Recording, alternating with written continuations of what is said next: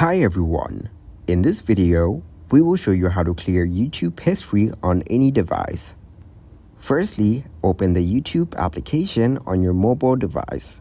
Here, tap on the settings icon from your top right corner. Now, select the option of Manage All History.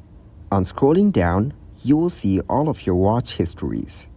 So, on tapping on the cross icon right above each video, you can delete that specific video from your watch list. Or simply tap on Delete and select the range.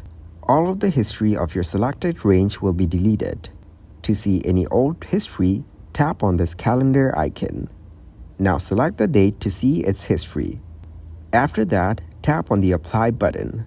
Now, you will be able to see the watch history of your selected date. If you want to delete it, just tap on Delete these results. Confirm your selection and your history will be deleted.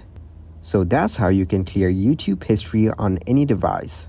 Thanks for watching, like the video and subscribe to the channel for more content like this.